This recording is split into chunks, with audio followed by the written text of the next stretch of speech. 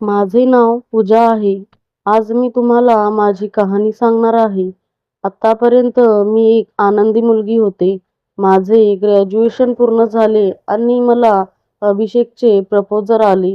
मुलगा चांगला शिकलेला होता, डिसेंट होता. त्याचा घरचा बिझनेस होता. घरात पैशांची काहीही कमतरता नव्हती. नकार देण्याचा प्रश्नच नव्हता.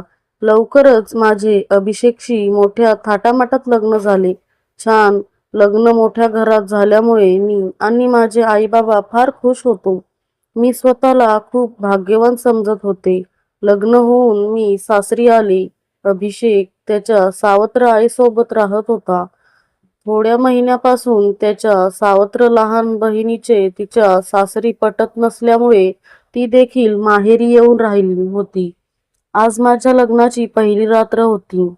मी आमच्या रूममध्ये जाणार इतक्यात सासूने आणि माझ्या नणदने मला त्याच्या रूममध्ये बोलावले. त्यांच्या रूममध्ये जाताच मला जाणवले की दोघींचे चेहरे उदास आणि घाबरलेले होते. जणू काही त्या दोघींना मला काहीतरी सांगायचे होते. मी त्यांना विचारले, "काय झाले? तुम्ही दोघी इतक्या घाबरलेल्या का दिसतायत?" त्यावर माझी सासू म्हणाली, "बेटा, आम्हाला तुला काहीतरी सांगायचे आहे, पण तुला हे सगळे मोठ्या हिमतीने ऐकावे लागेल. आता आम्ही तुला जे काही सांगणार आहोत ती गोष्ट फक्त आपल्या तिघींमध्येच ठेव. घर आता नातेवाईकांनी भरलेले आहे. इथे बातमी पसरायला जास्त वेळ लागत नाही आणि ही गोष्ट सगळ्यांना समजली तर आमच्या घरची इज्जत जाईल. आता तू या घरची सून आहेस आणि तुला या घरचा मान राखायचा आहे. सावत्र असले तरी अभिषेकची मला खूप काळजी वाटते." सासूबाईंचे बोलणे ऐकून मी खरे तर थोडी घाबरले. मी त्यांना म्हणाले, "आई, काय प्रकरण आहे ते तुम्हीच सांगा." सासू म्हणाल्या, "मुली, माझा मुलगा हा पुरुष नाही."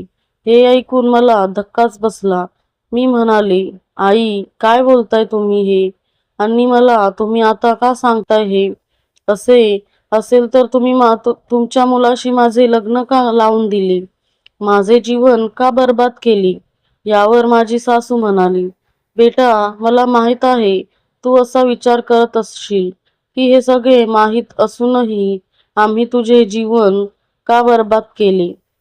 तुला लग्नाच्या या बेडीत कशाला अडकवलं? पण विश्वास ठेव पोरी, पण आमचा पण नाईलाज आहे. जर ही गोष्ट लोकांना समजली तर आपली किती बदनामी होईल तूच विचार कर. म्हणून इच्छा असूनही ही गोष्ट आम्हाला तुला लग्नाआधी सांगता आली नाही. मला माफ कर बेटा." हे सारे ऐकून मी सुन्न झाले. असे वाटले की माझ्या कानात कुणीतरी शिशाचा रस ओतले आहे.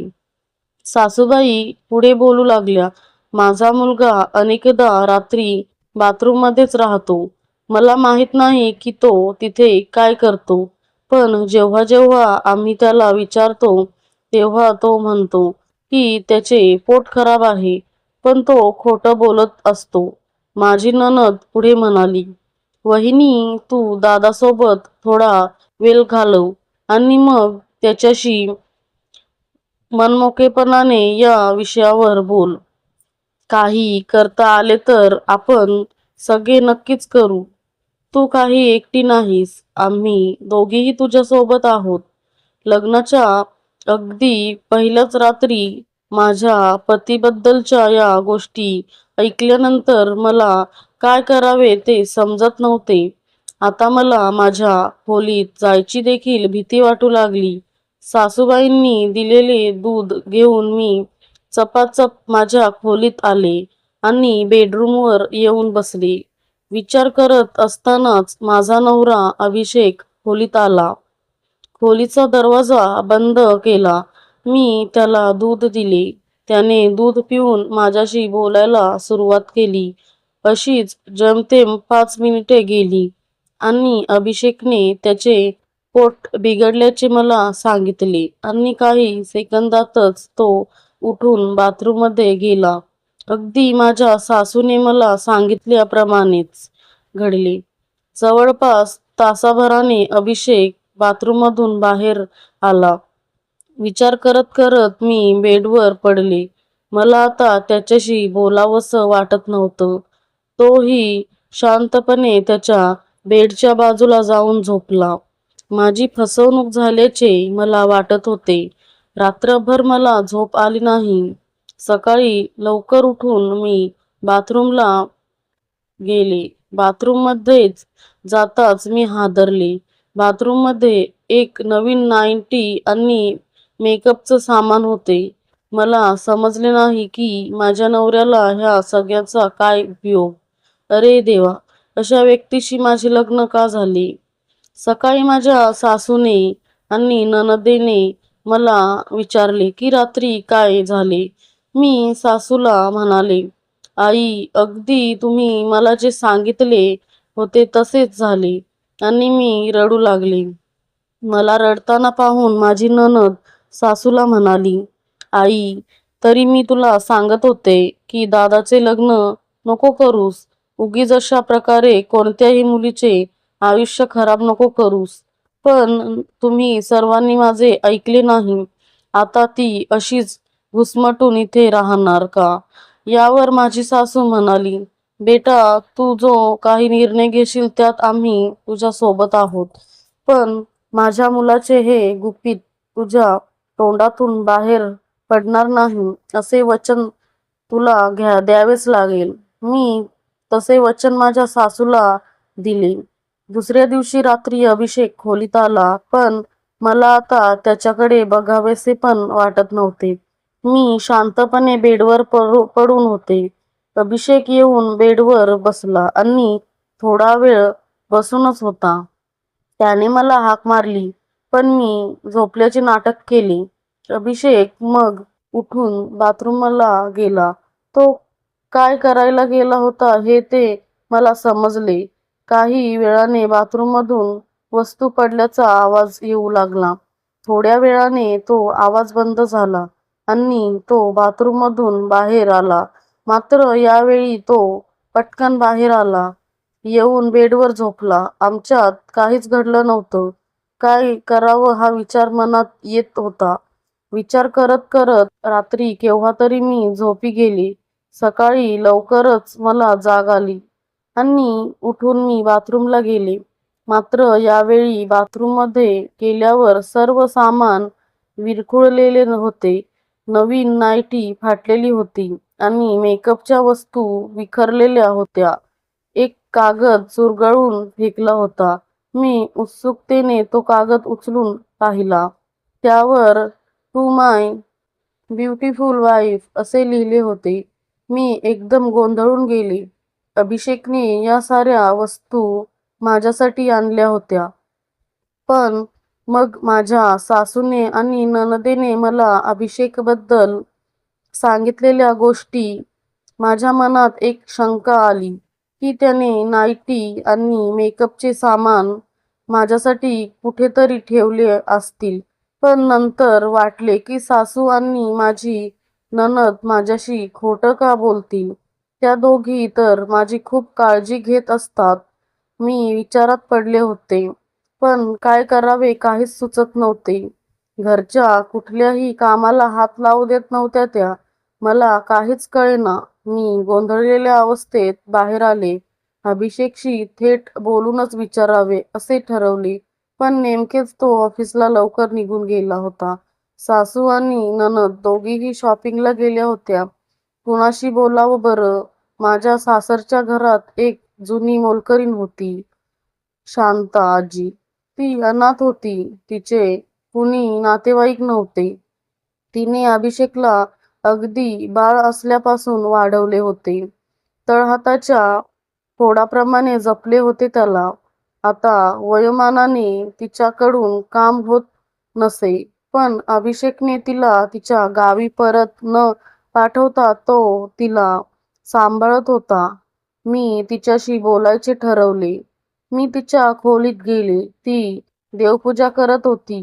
मी तिला विचारले, शांता आजी, अभिषेक स्वभावाने कसा आहे? ती म्हणाली, खूप सरळ आहे ग तो. त्याला सगळेच चांगले वाटतात. पण तुझ्या सासूपासून आणि नणदेपासून तू सावध राहा. हे ऐकून मी गोंधळातच पडले. शांताजीच्या अशा सरळ सरळ बोलण्याने मी हडबडून गेले. असे का बोलता आहेत तुम्ही आजी? मी गोंधळून विचारले. शांताजी म्हणाली, अगं तुझी सासू आणि नणद ह्या दोघीही फार लालची आहेत. अभिषेकच्या प्रॉपर्टीवर दोघींचा डोळा आहे. तुझ्याशी लग्न व्हावे असे या दोघांच्याही मनात नव्हते. अभिषेकने तिच्या भावाच्या मुलीशी लग्न करावे अशी तुझ्या सासूची फार इच्छा होती. पण ती मुलगी अजिबात चांगली मुलगी नाहीये. म्हणून अभिषेकनी तिच्याशी लग्न करायला सरळ सरळ नकार दिला. ह्याचा राग मनात ठेवलाय तिने. तुझी नणद देखील तिच्या सासरच्या लोकांशी भांडून इथे येऊन राहिली आहे. घरी परत जायचे नाव घेत नाही. तुला काही त्या दोघी या घरात सुखाने संसार करू देणार नाही. तू अभिषेकला सोडून या घरातून दूर जावे यासाठी त्या दोघीही प्रयत्न करत असतील. तू सावध राहा. आता मला या दोघींचा डाव लक्षात आला. मी उठून सासूच्या खोलीत गेली. त्या दोघी अद्याप शॉपिंगवरून परत आल्या नव्हत्या. पण सासूच्या बेड शेजारच्या साईड टेबलवर मला जुलाबाची बाटली दिसली आणि झालेला सगळा प्रकार मला लक्षात आला. माझ्या सासूनेच दुधातून अभिषेकला जुलाबाचे औषध दिले आणि त्याचे पोट बिघडले म्हणून तो रात्रभर बाथरूममध्ये जात होता आणि ती नाईटी आणि मेकअपचे सामान त्याने माझ्यासाठी आणले होते, जे त्याच्यावरच्या संशयापायी मी पाहिले पण नाही. बिचारा अभिषेक, त्याची काय चूक नाही. आता बास झाले. माझ्या ह्या भोळ्या नवऱ्याला मी त्या दोघींच्या षडयंत्राला बळी पडू देणार नाही. या प्रकरणाचा साक्षमोक्ष मी लावूनच राहीन. मी दिवसभर अभिषेक घरी येण्याची वाट पाहिली. रात्री उशिरा तो घरी आला. जेवण आटोपल्यावर आम्ही दोघेही रूममध्ये गेलो. 2 दिवस मी बिचाऱ्याशी नीट बोललेही नव्हते. त्याचा चेहरा उदास होता. पण आज पहिल्यांदाच मी त्याच्याशी बोलणार होतो. तो येताच मी म्हणाले, अभि, मला तुझ्याशी बोलायचे आहे. तो जरा घाबरला. काय झाले पूजा? तुला ह्या घरात काही त्रास होतोय का? नाही रे, तसं काहीच नाही, मी म्हणाले. आणि मग झाला सगळा प्रकार मी अभिषेकला एका दमात सांगून मोकळी झाले. अभिषेक आवाक होऊन माझ्याकडे बघतच राहिला. तो मला म्हणाला, अगं ती नाईटी आणि मेकअपचे सामान मी तुझ्यासाठी आणून बाथरूममध्ये ठेवले होते. मी तुला अशा प्रकारे गिफ्ट द्यावे अशी माझ्या बहिणींचीच आयडिया होती. आपल्यात गैरसमज होऊन वेगळे व्हावे असा डाव त्या दोघींचा रचला होता. आईला आणि माझ्या छोट्या बहिणीला माझ्याबद्दल फारशी माया कधीच नव्हती. पण त्या दोघी माझा संसार उद्ध्वस्त करण्यासाठी ह्या थराला जातील ह्याची मला कल्पना नव्हती. आता काय करायचे? त्याने काळजीने मला विचारले. आता जे काही करायचे असेल ते मी करेन. तू चिंता करू नकोस. येस छोट्या मालकीणबाई, अभिषेक खुशीत येत म्हणाला आणि त्याने मला त्याच्या बाहुपाशात खेचून घेतले आणि त्या रात्री खऱ्या अर्थाने आमची मधुचंद्राची पहिली रात्र साजरी झाली. दुसऱ्या दिवशी मी सकाळी किचनमध्ये काम करता करता खुशीत गाणे गुणगुणत होते. मला खुश बघून माझी सासू आणि नणद थोड्या गडबडल्याच. पण तसे न दाखवता माझी सासू म्हणाली, काय झाले पूजा? आज खुश दिसतेस. काय निर्णय घेतलास? मग तू माहेरी परत जाणार आहेस का? माहेरी आणि मी का माहेरी जाऊ? पण नणदबाई मात्र जाणार आहेत त्यांच्या सासरी. हे ताईचे दुपारच्या ट्रेनचे तिकीट. त्यांच्या घरी परत जायचे. मी माझ्या सासूला म्हणाले. हे ऐकून माझ्या नणंदेचा पारा चढला. ती रागाने बोलली, मी नाही जाणार. तू कोण आलीस मला माझ्या सासरी परत पाठवणारी? मी घरची मालकीणबाई आणि मी ठरवणार ह्या घरात कोण राहणार आणि कोण नाही. मीही तितक्यात खंबीरपणे तिला उत्तर दिले. तू कुणाशी बोलते आहेस याचं भान आहे का तुला?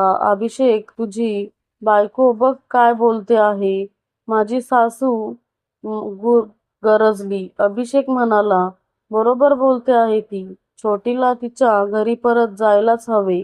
आणि आई, तुला पण इथे राहायचे असेल तर आमच्या संसारात विष कालवायचा प्रयत्न करू नकोस, नाहीतर तुला देखील गावी पाठवून देईन. आता तुम्हाला सगळे माहीत पडले आहे. हे ऐकून माझी सासू गडबडलीच. घाबरून ती बोलली, बेटा मला माफ कर. संपत्तीच्या मोहापायी हे मी सगळं केलं. परत अशी चूक होणार नाही. मला एक संधी देऊन बघ. पुन्हा असला प्रकार होणार नाही. मी आजच छोटीला तिच्या घरी पाठवून देते. हे ऐकताच छोटी रागारागाने पाय आपटत तिच्या खोलीत पॅकिंग करण्यासाठी निघून गेली.